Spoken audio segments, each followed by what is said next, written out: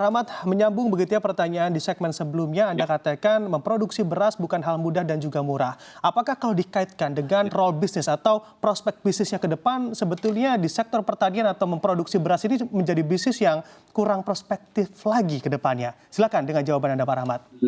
justru beras ini akan menjadi bisnis yang prospektif. Kan kita lihat tadi, kesempatan untuk mendapatkan relaksasi sudah diberikan. Kemudian yang kedua, Bappenas sudah membuat rencana jangka panjang untuk strategi pangan nasional kita sedemikian rupa sehingga akan menempatkan beras sebagai sumber karbohidrat. Kalau beras sebagai sumber karbohidrat, maka suatu saat akan ada sumber-sumber lain yang bisa melengkapi sumber karbohidrat yang lainnya seperti singkong, kemudian sagu, kemudian juga jagung, kemudian juga ubi apa namanya sweet potatoes atau ubi jalar gitu. Jadi dengan kondisi beras yang nanti suatu saat dilepaskan dalam mekanisme pasar untuk masyarakat yang mampu, sementara yang kurang mampu dijamin oleh Bappenas, maka akan ada kesempatan bisnis beras yang prospektif. Karena apa? Karena kalau untuk bisnis, maka harus ada harga atau insentif yang merangsang petani untuk berproduksi. Dan kalau harga itu bagus, harga itu menguntungkan petani, tidak usah disuruh, petani kita ini adalah petani yang sangat rasional.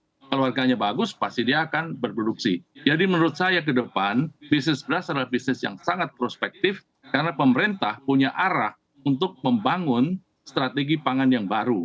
Apalagi nanti kalau ada program makan siang yang dicanangkan oleh Presiden terpilih Prabowo Subianto dan Wakil Presiden Gibran, maka ini akan ada model baru dalam sistem pangan nasional kita. Karena akan ada kebutuhan beras, kebutuhan karbohidrat secara khusus yang diarahkan untuk memenuhi sekian puluh juta, persisnya 80 juta penerima manfaat makan siang yang sudah dicanangkan oleh Presiden terpilih Prabowo bersama wakilnya Gibran. Jadi demikian Pak Bram, ini akan jadi bisnis yang prospektif. Nah kembali lagi, ini tergantung arahan dari Badan Pangan kita. Tergantung arahan dari kebijakan yang dibuat oleh menteri-menteri yang ada hubungannya dengan pangan kita. Demikian Pak Bram. Oke, lalu bagaimana dengan realita yang terjadi di Jangan lupa, lapangan? Justru jumlah tani kita, bahkan jangan lupa petani muda bahwa kita terjadi penurunan yang cukup signifikan, Pak Rahmat.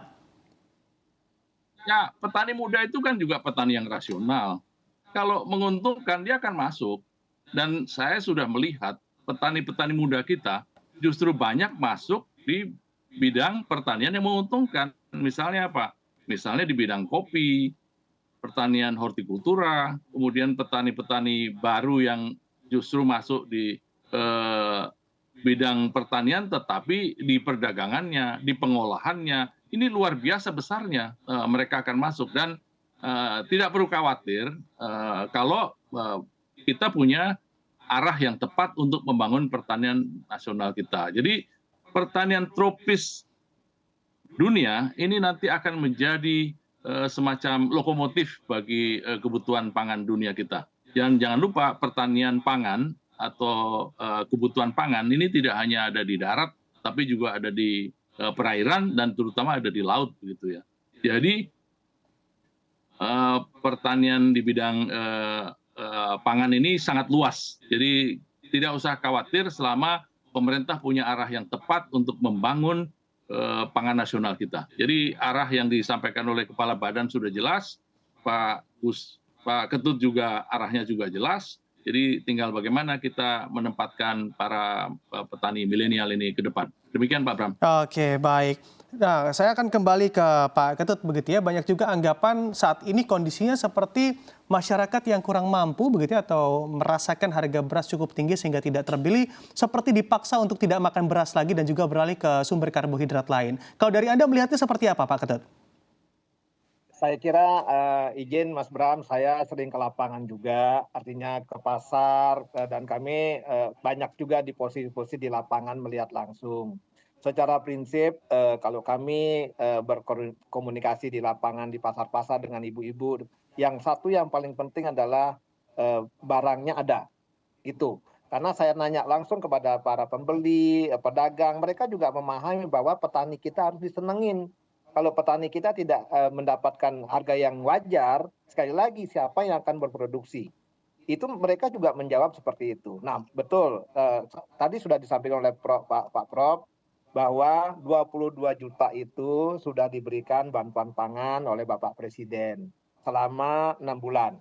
Dari Januari sampai Juni sudah diberikan, bahkan nanti kita menunggu kebijakan-kebijakan dari Bapak Presiden Presiden yang baru nantinya apakah ada kebijakan lagi. Ini sudah difikirkan, sehingga sekali lagi bagi desil-desil yang paling bawah, alokasi 22 juta itu sebenarnya banyak, Mas, karena itu mencakup kali 4 saja orang di dalam satu KPM-nya itu sudah hampir 80-an juta yang ditangani oleh pemerintah. Jadi sebenarnya saya juga atau kami dari pemerintah mengimbau bagi masyarakat kita yang sudah mampu mestinya tidak mengeluh karena apa? Ini demi dalam kekuatan kita dalam rangka mencapai swasembada. Kalau swasembada kita hanya ide-ide kemudian tanpa didukung oleh masyarakat, tanpa memberikan ruang kepada petani kita untuk berproduksi dengan nyaman, nggak mungkin kita akan mendapatkan swasembada, Mas. Oleh karena itu, sekali lagi, kalau kami ke lapangan, kalau kami datang ke lapangan, benar-benar ke lapangan, selalu kami ke lapangan di berbagai wilayah, dan selalu kami tanyakan, yang paling penting adalah bagaimana pemerintah menjamin ketersediaan yang pertama. Harga itu adalah menyesuaikan, tapi tetap pemerintah, karena pemerintah memiliki kewajiban sesuai dengan Undang-Undang 18 tahun 2012, menjamin stabilisasi pasokan dan harga, maka kami harus lakukan.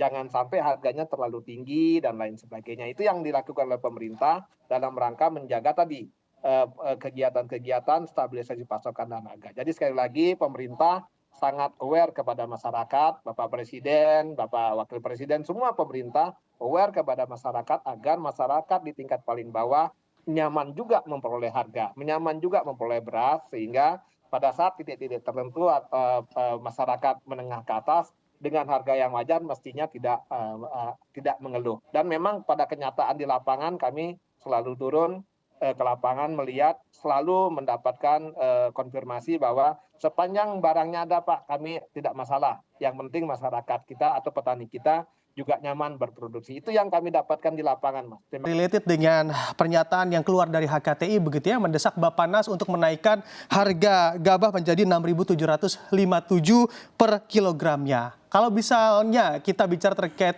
sebetulnya apa sih yang menjadi alasan Pak Rahmat di sana? Ya begini, kan semuanya sudah naik harganya. Bahan bakar naik, dan bahan bakar itu dibebaskan untuk naik.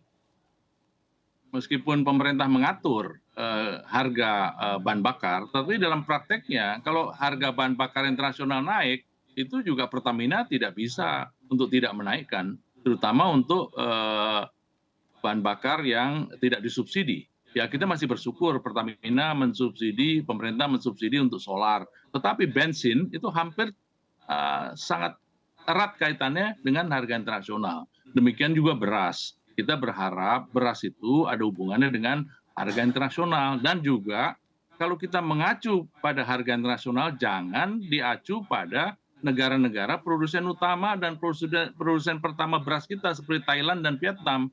Thailand dan Vietnam mempunyai keunggulan komparatif dan keunggulan kompetitif yang tidak bisa disandingkan dengan Indonesia.